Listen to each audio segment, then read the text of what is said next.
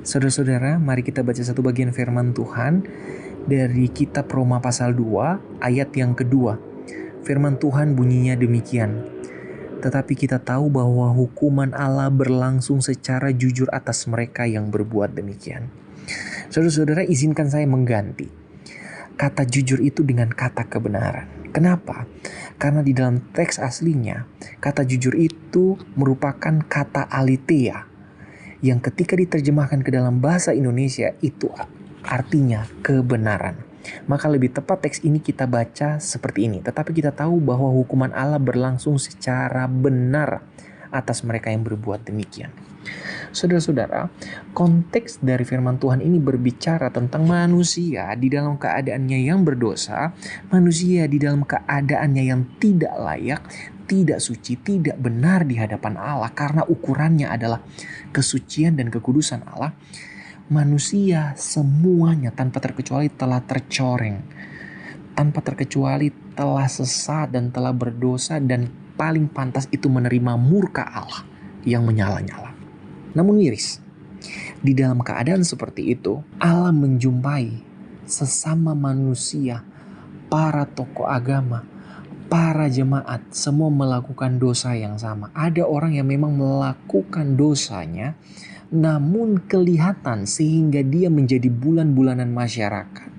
Sehingga dia dihakimi baik oleh masyarakat awam, pemerintah, maupun tokoh agama. Karena ada orang yang berbuat dosa secara transparan, secara kelihatan. Tapi orang yang menghakimi lupa bahwa ada dosa-dosa yang tidak kelihatan, yang sadar tidak sadar dilakukan dan berusaha disembunyikan. Dan orang-orang yang melakukan dosa secara tersembunyi di saat yang bersamaan senang menjadi hakim bagi orang lain. Saudara-saudara, bukankah ini juga merupakan keadaan kita? Sebagai anak-anak Tuhan, kita mengaku Allah adalah kebenaran dan Allah adalah kudus, suci, tak bercela. Tapi kita lupa kita adalah ciptaan Allah dan Allah rindu kita hidup kudus. Tapi bukankah tidak ada satupun dari kita yang hidup benar di hadapan Allah? Tidak ada satupun dari antara kita yang sanggup melakukan kebenaran yang sesuai dengan perintah Allah. Kita semua adalah orang-orang yang pantas dimurkai. Namun sering kita gede rasa atau sering disebut GR ya istilahnya, menunjukkan keadaan kita pun pada waktu mengaku dosa, kita sering melihat orang lain seperti lebih berdosa dari kita. Nah, maka dalam hal ini, kita perlu mawas diri dan antisipasi diri. Apalagi ketika kita melihat firman Tuhan ini, firman Tuhan itu berbicara tentang bahwa hukuman Allah berlangsung secara benar atas mereka yang berbuat demikian. Hukuman Allah itu berlangsung secara benar, secara adil. Jadi Allah tidak pandang bulu. Allah tidak hanya menghukum dosa-dosa yang kelihatan, tapi Allah akan menghukum dosa-dosa juga yang tidak kelihatan, karena itu adalah kebenaran Allah. Kebenaran Allah tidak bisa dimanipulasi oleh dosa-dosa yang hanya kelihatan saja.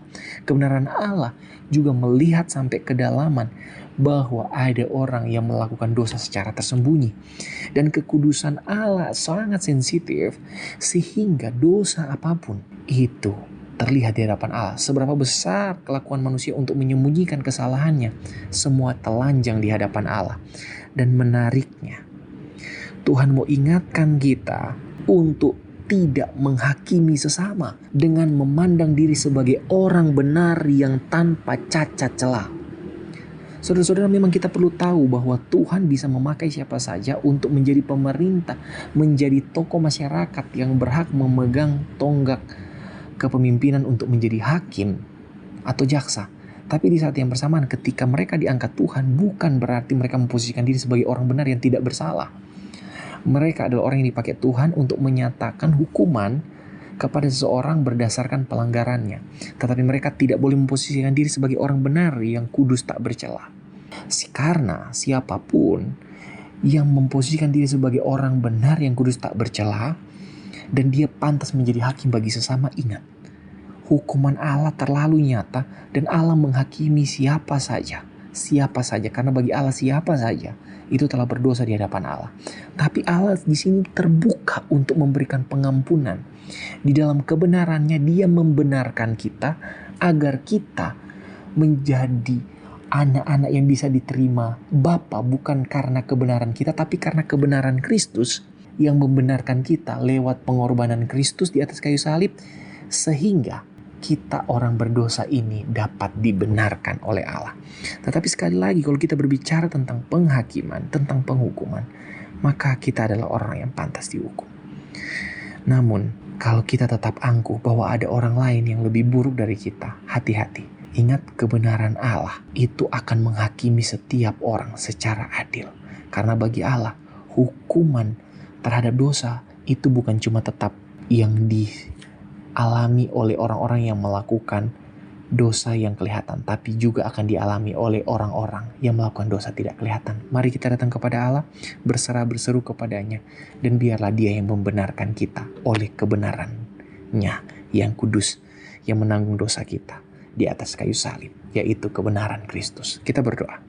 Tuhan, terima kasih karena kasih-Mu telah menyelamatkan kami, kebenaran-Mu lah yang membenarkan kami, dan kasih cinta-Mu itulah yang mengadili secara benar, secara adil, sehingga tidak ada satupun dari kami yang dapat memegahkan diri.